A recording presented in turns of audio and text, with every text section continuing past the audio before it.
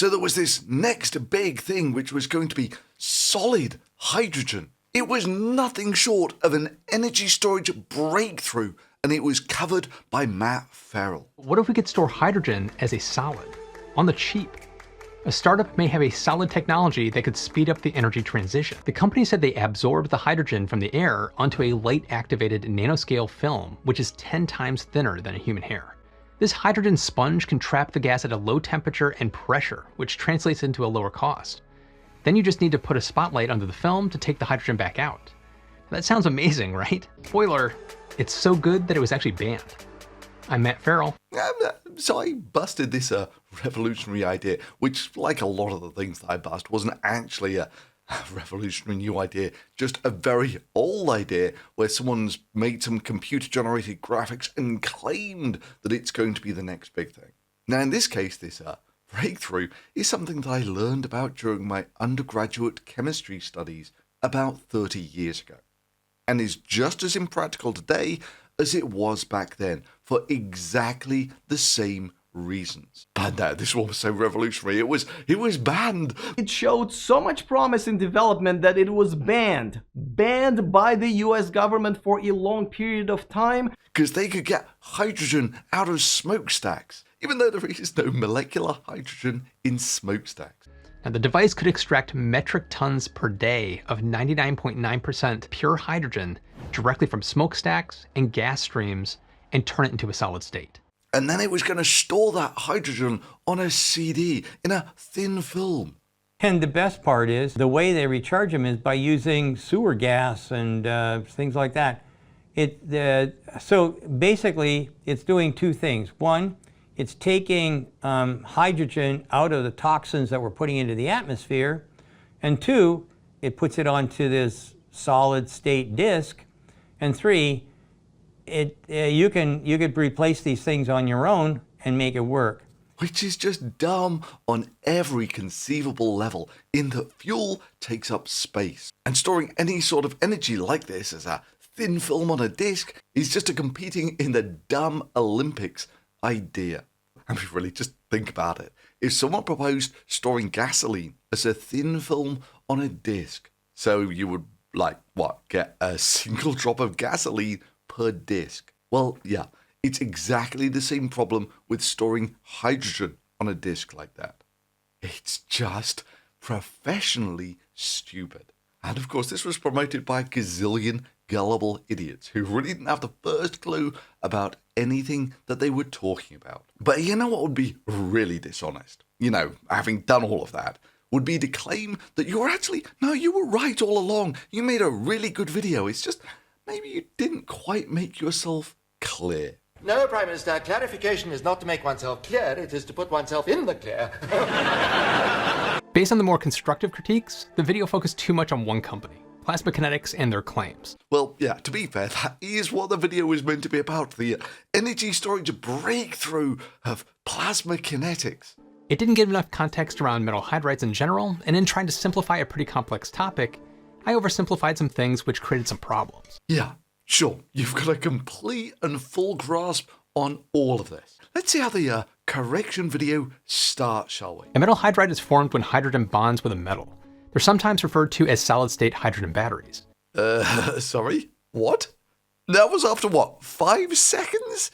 Yeah, sure. When hydrogen is absorbed into some metals, you get metal hydrides. But they're not referred to as batteries, they're referred to as metal hydride. A metal hydride is formed when hydrogen bonds with a metal. They're sometimes referred to as solid-state hydrogen batteries. No. Okay, but you think that's a solid-state hydrogen battery? Where do I attach my electrodes to get voltage out of this thing? The very first metal hydrides date back to the 1930s. However, their energy applications didn't start to solidify until the end of last century.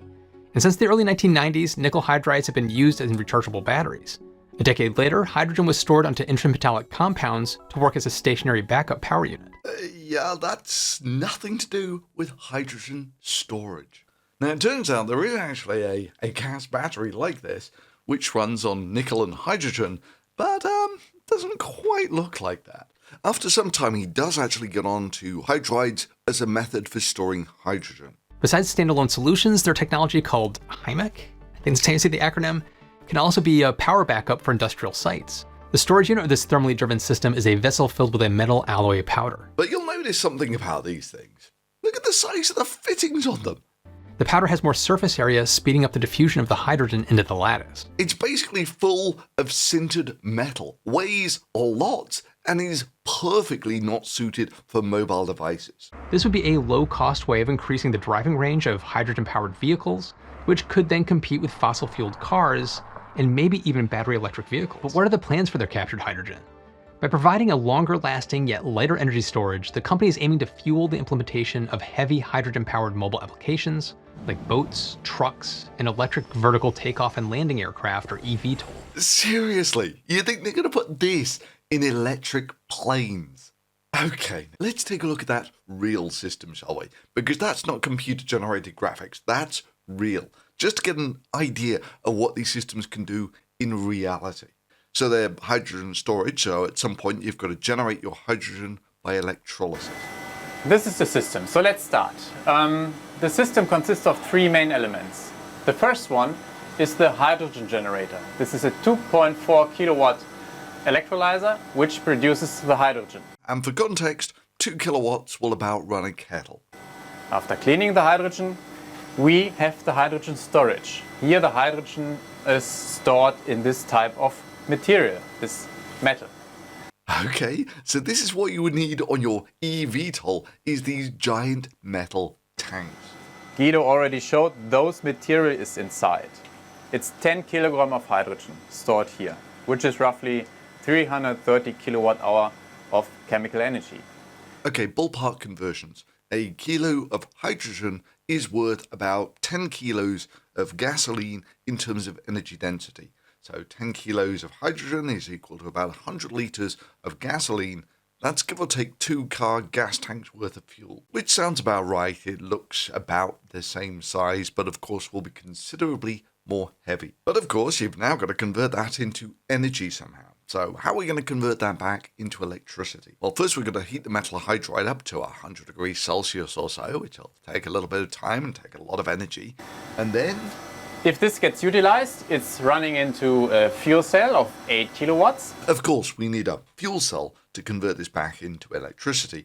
And what did he say his fuel cell was at? It was 8 kilowatts? And if you're wondering why they would stop at something like 8 kilowatts, I mean, why don't you make it a big power output system?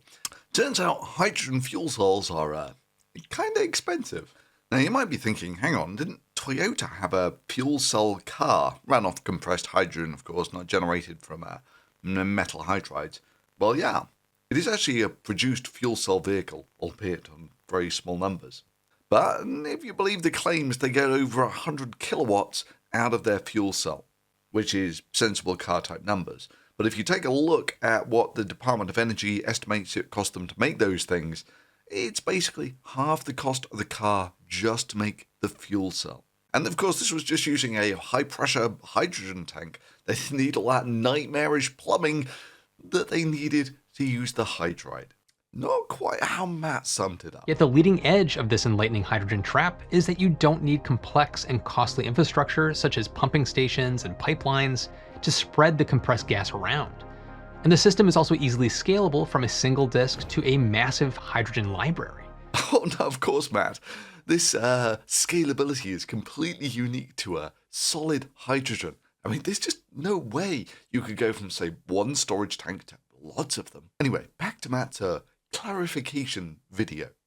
With a storage capacity of 50 kilowatt hours per 100 kilograms of metal hydride, GKN pellets are on par with the lithium-ion battery used in a Tesla Model 3. Well, yes, with the slight exception that with a battery, all you've got to do is hook it up to the electric motors and you're basically done. Whereas with the solid hydrogen, you need the infrastructure to actually, first of all, be able to heat it up to get the hydrogen out, then get the pressure feeds right to the fuel cells.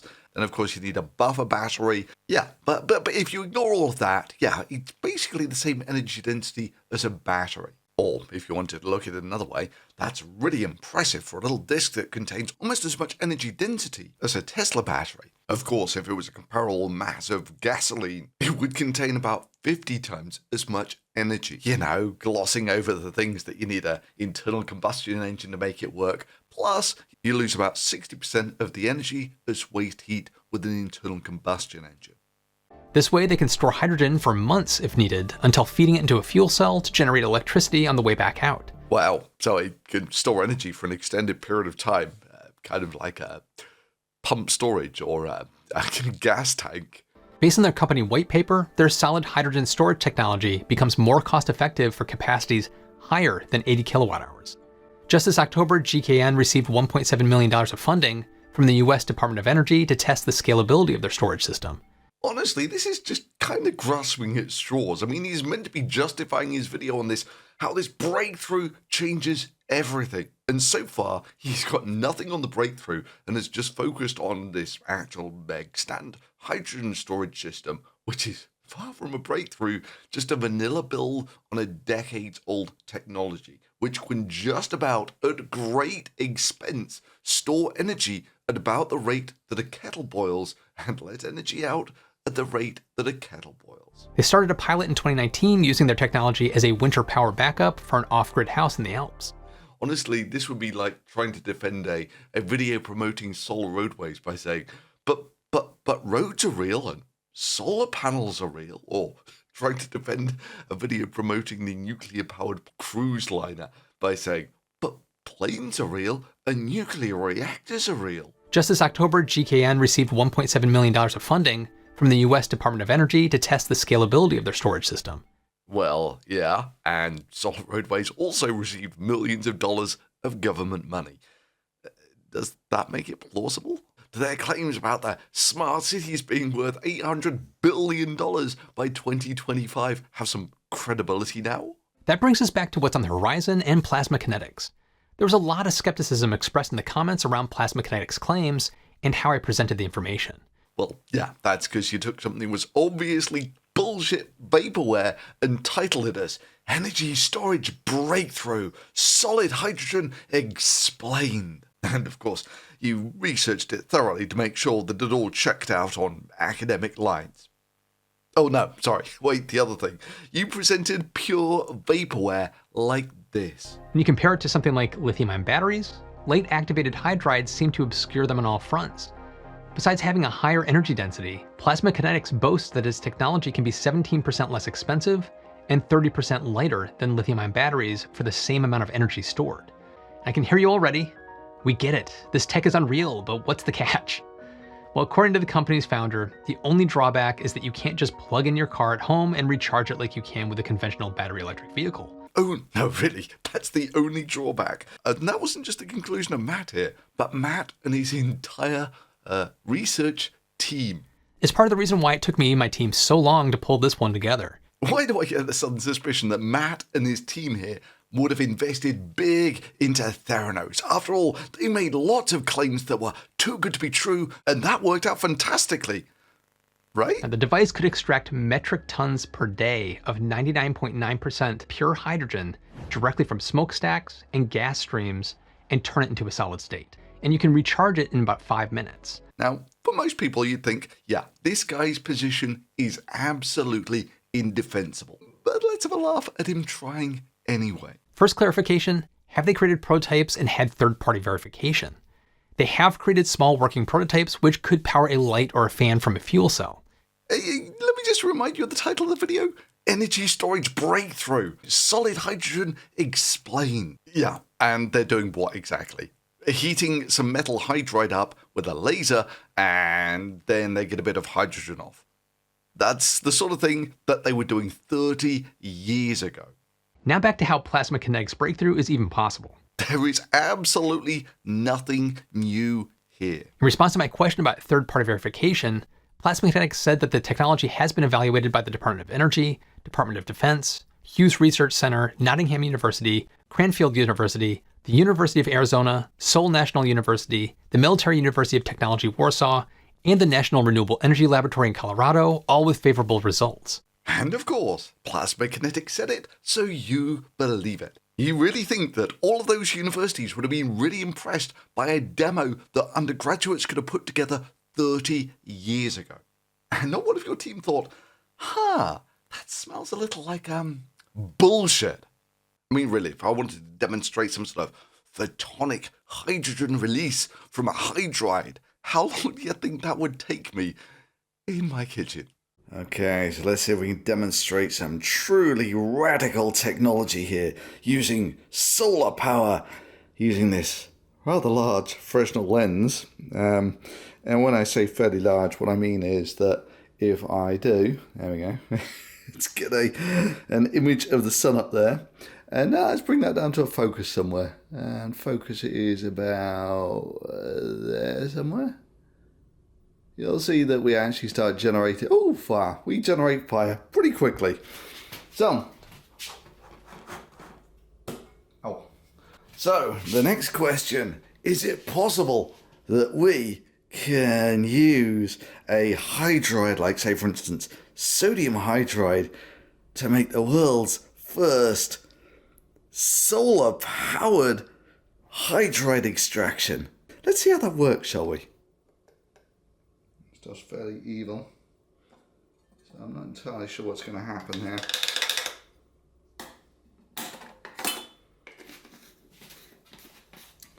Okay, let's actually zoom in on that for fun, shall we? And let's bring up some power. And there you go, solar initiated. Oh wow, that's actually fairly impressive. Look at all that hydrogen that was released by just a little bit of solar energy. It's crazy.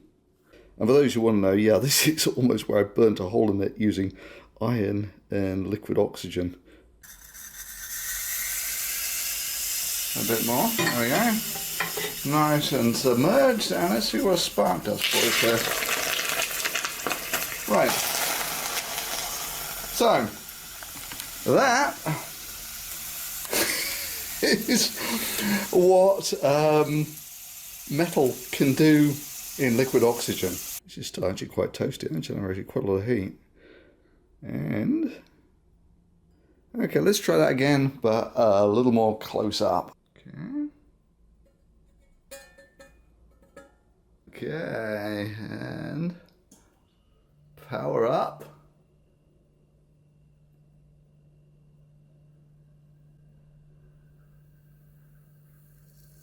There we go.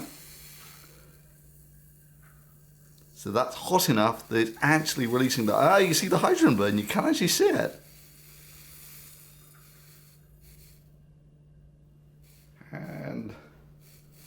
And if you think that's dramatic, you should see what happens when you put this stuff into water. So in the first instance, let's just go for an absolutely tiny amount and see what this does for us. Yeah, that seems to work quite well. Okay, let's try a little bit more this time. That's impressive. In fact, why not? Whilst we're at it, let's do a little bit of high-speed filming on this boy. He shoots. He scores. And when I say epic beyond words, let's just pull you over here for a bit and take a quick look at what it looks like. So, there's the stuff going in. And... boom! It's just amazing. Kill. Take-home messages. Yeah, damn straight, given an ignition source, a nanoscale magnesium hydride film would burn much hotter than this. Magnesium hydride being what their patent was actually for. Yeah, among other factors, well, first of all, the magnesium would burn as well, but also magnesium hydride contains more hydrogen than sodium hydride and decomposes at about the same temperature.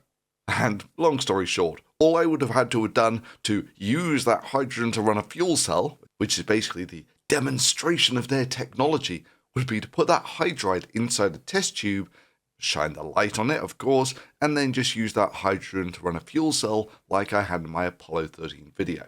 We're pumping in hydrogen gas and oxygen gas, and we're going to generate electricity from this. And it's also wired up to a little electric motor. So it'll take a little while for the hydrogen, that's this boy down here, to work its way through the system. And as it does, the volts will build up. Which, for a little experience, I've just sped up here by about 10 times.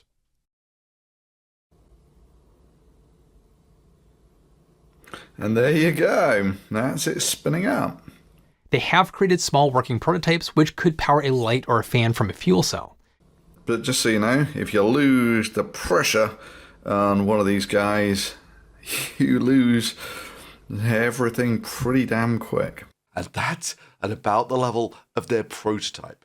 And because Matt doesn't have the slightest clue about the chemistry, he thinks that not just a university, but all of these universities would have been really impressed by this amazing new breakthrough technology. In response to my question about third-party verification, Plasma Kinetics said that the technology has been evaluated by the Department of Energy, Department of Defense, Hughes Research Center, Nottingham University, Cranfield University, the University of Arizona, Seoul National University, the Military University of Technology Warsaw, and the National Renewable Energy Laboratory in Colorado, all with favorable results.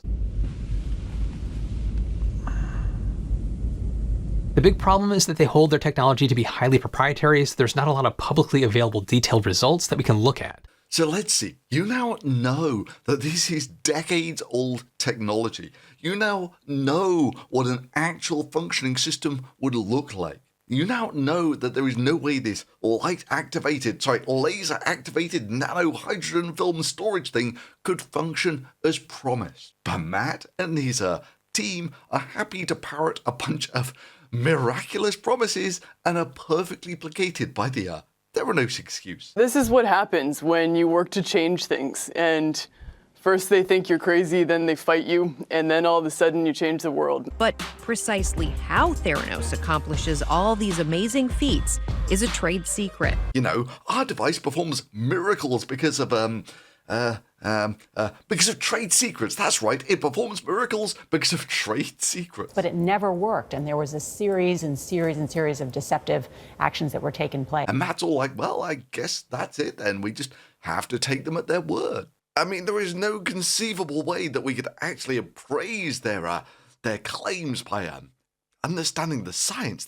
That's just not possible. Forbes magazine has downgraded the net worth of Elizabeth Holmes from $4.5 billion to nothing. There's not a lot of publicly available detailed results that we can look at. Even so, there are reports from the National Renewable Energy Laboratory in 2019 that talk about it. Does it though? Does it really? I mean, let's just take a look at that for a second. Photothermal heating, which heats stuff up and hydrogen comes off. So it's just heating stuff to get the hydrogen off. Again, this is the sort of thing that you could have done in a university 30 years ago. Energy Laboratory in 2019 that talk about it, and a paper from the Military University of Technology Warsaw, to name a couple. The Military University of Technology in Warsaw, where you look to for all your revolutionary new disruptive breakthroughs. Now, the second clarification was their technology really banned. Gosh darn golly, mister. I don't know. I mean, maybe the government is really into banning this really dumb spin on a technology that wasn't new 30 years ago. Of course it wasn't banned, and you would have to be a real idiot to think that it was. How did you know? How did you not know? Spoiler, it's so good that it was actually banned. I'm Matt Ferrell. I reached out to Plasma Kinetics to get more details on what exactly happened here. And Plasma Kinetics has technologies not related to hydrogen that have been restricted by the Department of Defense due to military importance. And when they were introducing their hydrogen storage technology for a patent in 2009, there was a knee-jerk reaction to classify it because of the previous relationship with the government. It had a 2-year hold placed on it without a reason provided. Yeah. Well, why do I suspect this previous relationship with the government is basically they've got a history of filing bogus patents? Might be wrong, but I'm just saying, it's a far more likely explanation because there is no way anyone could look at this patent and think that this had even the slightest hint of military application. The 2-year restriction allowed the US government time to determine if the technology worked and how impactful it would be. Their Arpa-E publication received the note of highly transformational. Yeah, ARPA isn't a patent application. It's an application to a funding agency. So why are you talking about an application to a funding agency to justify saying it was so good that it was banned? And not only that, if someone had actually sent an application like that to me for assessment, I would have probably also checked the boxes for highly transformational, just before I checked the box for utterly delusional. Their Arpa-E publication received the note of highly transformational. That wasn't the end of their issues that they ran into with the government though, because they got caught up in the sensitive application warning system. This fired off a series of rejections and challenges they had to overcome. So what, we talking about applications to funding agencies or patents here? Caught up in a maze of bureaucracy, they finally managed to get their patent issued in 2017. Yeah, and I've seen that patent, and it's a complete farce, and so this was not banned by anyone. Spoiler, it's so good that it was actually banned. I'm Matt Ferrell. What else you got to clarify? Clarification is not to make oneself clear, it is to put oneself in the clear. Third clarification, how can they collect hydrogen from smokestacks in the air? The company said they absorbed the hydrogen from the air onto a light-activated nanoscale film, which is 10 times thinner than a human hair. Now, the device could extract metric tons per day of 99.9% pure hydrogen directly from smokestacks and gas streams and turn it into a solid state.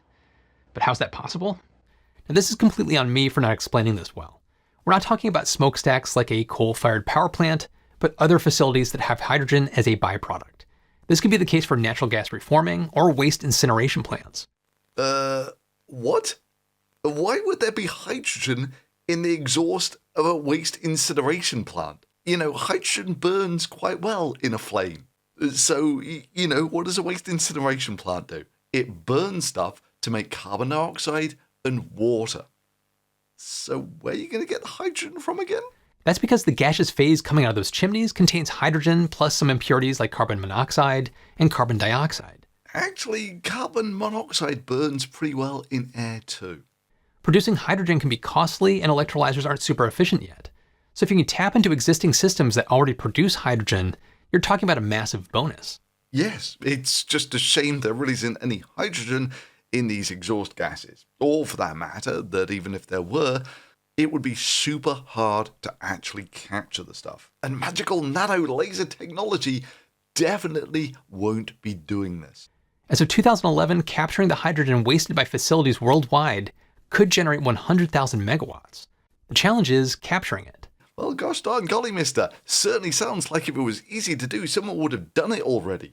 And along those lines, when I said capture it from the air in the previous video, I didn't mean the air around us, because there's very little hydrogen to collect. I should have clarified from the air in the chamber wherever you're producing it and trying to collect the hydrogen, like those flue gases from the waste treatment plants. You know, this whole I just misspoke thing would maybe carry a little more weight if there weren't a gazillion other videos claiming exactly the same stupidity. This is going to blow your mind. A hydrogen technology that has a potential not only to be as good as, but most likely better and cheaper than the battery technology for electric vehicles and transportation in general. Hydrogen has been heralded as the fuel of the future before and will continue to be so in the future. Using a light-activated nanoscale sheet that is 10 times thinner than a human hair, the company claims to have captured hydrogen from the air. Then all you have to do is shine a light on the film to get some hydrogen out. Their project, on the other hand, is so brilliant that it was banned. Their proprietary technology may provide a one-step shop solution to capture, store, and even transport hydrogen.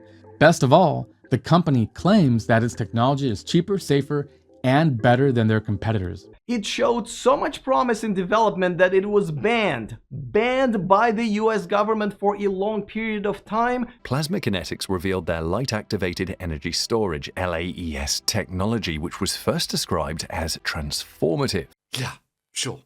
Transformative. There you go. Then, after some time, they changed their minds and began to refer to it as disruptive. It would also help that immediately after you said, well, maybe I just didn't make myself clear, you say something that is even dumber than what you were saying before. Plasma kinetic system needs a hydrogen concentration of at least 60% mole and a moisture mole percentage below 0.5.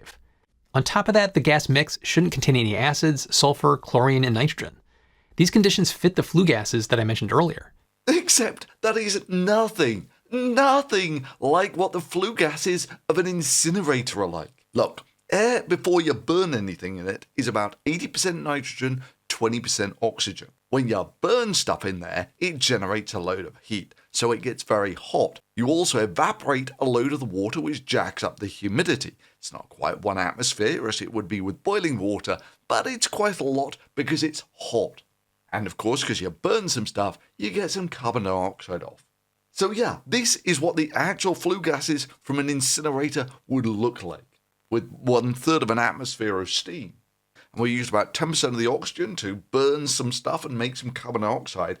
And of course, there's traces of stuff in there like sulfur dioxide, which would of course poison the metals used to make the hydrides. Plus, of course, there is no hydrogen in these flue gases. Plasma kinetic system needs a hydrogen concentration of at least 60% mole. Okay, so we can't run on this at all because there is no hydrogen in the exhaust of an incinerator. And a moisture mole percentage below 0.5. Okay, and our typical exhaust is not quite 0.5%, it's about 30%. On top of that, the gas mix shouldn't contain any acids, sulfur, chlorine, and nitrogen. Regret to inform, sir, that flue gases quite often contain things like sulfur dioxide and nitrogen oxides. In other words, this is the least suitable supply of hydrogen for creating hydrides ever. These conditions fit the flue gases that I mentioned earlier. You are not basing your videos on Google searches and YouTube searches. You are going back to first sources as often as possible.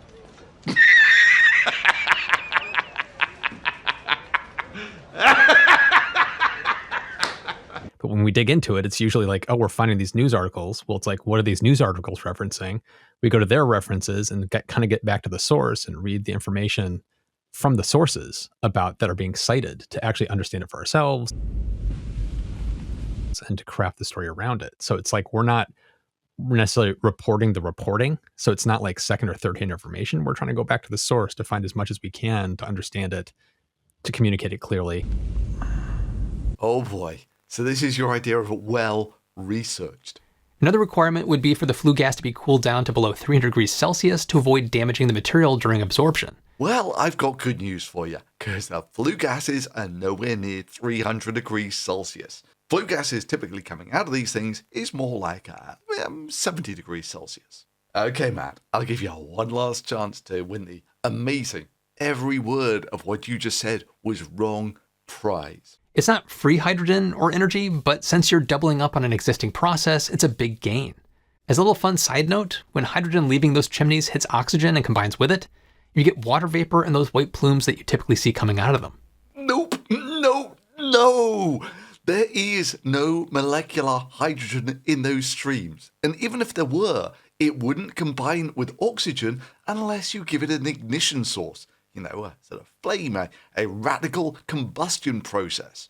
So that white stuff that you see there, that's the 30% water vapor condensing. It's got nothing to do with the hydrogen that's not there combining with oxygen. Maybe a little trip to the lab is in order. Hello and welcome to the laboratory, where you'll notice there is no swish production values, no fancy blue lighting, and definitely no very pretty videos from scam starter videos presented as fact, you know, on some bogus hand waving. But what is present here is accurate knowledge from someone who actually uses this sort of thing on a semi-regular basis. So these machines here, these aren't props that I got for this video. These are machines that I've had for years, and certainly in this case, use on a regular basis. Both of these machines generate hydrogen. This one is a hydrogen-oxygen generator, which powers a really quite pokey little torch, which we'll come to shortly. And this one is a pure hydrogen generator. Both of these machines basically work on the same principle, which is you get water, you electrolyze it, it's got a bit of potassium hydroxide in there as well, and you get hydrogen off at one electrode, oxygen off at the other. With this guy, you just pump all that out through the one hole, and you burn it, and you get your hydrogen oxygen torch. And with this one, it generates pure hydrogen. This is a much more niche machine, this guy here. So these clock in at about a few $100s. This guy here clocks in at the best part of 1,000. And there really aren't any non-research uses for this machine. But this one has plenty. But this is where, you know, Matt's last statement about if the white condensation that you get out of the smokestacks is the hydrogen combining with the oxygen. Well, here is hydrogen and oxygen being vented directly into the atmosphere, and you'll notice that there is no condensation coming off this. And the reason for that is basically the same as if I get a butane torch like this and I open it up, you'll notice the butane doesn't catch fire and combine with the air to give a white condensation either. Until I give it an ignition source, then it gives really quite a convincing flame. But even at that, you'll notice that there is no condensation coming off this thing because the flame is at the best part of 3,000 degrees, and by the time it's cooled down in the air, there isn't enough water vapor there to get condensation. So you need fairly cool air with lots of water in it, then cool it down a bit more, then you get the condensation that you see in the smokestacks. But that's nothing to do with the hydrogen in the exhaust combining with the oxygen in the air. So this is hydrogen and oxygen coming out of this thing, and you get nothing until you ignite it. Then you get a cute little flame, which we'll come to later. But you might recall that our hero was saying that this miraculous hydrogen capture that was going to work on the hydrogen in garbage incinerators needed, what was it, 60% pure hydrogen. Well, this is almost as good as you're going to get, right? This is electrolyzing water to give hydrogen and oxygen. So this comes out at about 2/3 hydrogen. It's about 66% hydrogen. This is only just good enough to run this hydrogen capture that's going to work on flue gases. And it's like, this is basically pure hydrogen. 60% hydrogen is what you need to run a little torch like this guy. But this has some interesting properties as well. So let's take a closer look at this guy. Okay, so this is up close and personal with the hydrogen oxygen torch. And if I get it venting like that, you'll see there is no flame that comes out because hydrogen really doesn't react with the oxygen in the air at any significant rate unless there is an ignition source like this. And at that you get a nice cute little flame. But the most cute thing about this flame is, of course, the flue gases coming off this is pure water, but you can't see that water because it's at 3,000 degrees when it's coming out of the flame. However, if you put it on something that's a nice big heat sink, like say for instance graphite, you'll see the water condenses out on the graphite, which is just a nice cute little demo. Now, just to give you some idea of how pokey this torch is, let's just compare what it does to a 1-cent coin versus, say, a standard butane torch. So here we have a 1-cent coin held in alumina tweezers, and we're just going to put that into a fairly decent sized butane torch. And yeah, even when I'm really focusing this torch on here, you'll notice that it really doesn't do an awful lot. Now let's compare that to what a hydrogen oxygen torch does with a degree of power on it, and you'll notice there's a slight difference in what this will do to a 1-cent coin. So yeah, that's what it did to our 1-cent coin. In fact, whatever, let's give it some more juice, shall we? So yeah, there it is. I've melted the coin already. So these things are actually quite fun like that. It is actually molten. But maybe at this point I can demonstrate why I really don't like hydrogen. See, this is pure hydrogen from the hydrogen generator. And if we see how well this burns, you'll notice that it does actually kind of burn. Yeah? It's nothing particularly special. It sort of burns quite nicely. That's until it's actually mixed with oxygen. So this is now from the hydrogen oxygen generator. Right? So this time, you'll notice there's a slight difference there. So this is one of the reasons why I really don't like hydrogen, and I work with quite a lot of nasty stuff. So yeah, when it's mixed with air, the explosions that you get of hydrogen-oxygen mixtures are terrifying.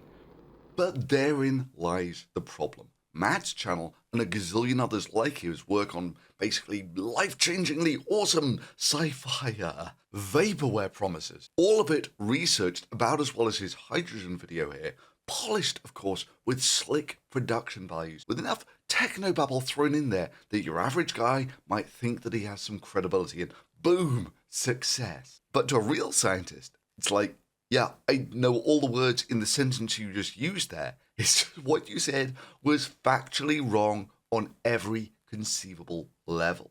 You know, Matt might as well be promoting things like, well, this company says that gasoline is 2/3 by atom hydrogen. So it's a great hydrogen storage system. And you know what else? Water is also 2/3 by atom hydrogen, so which makes it also a great hydrogen storage system.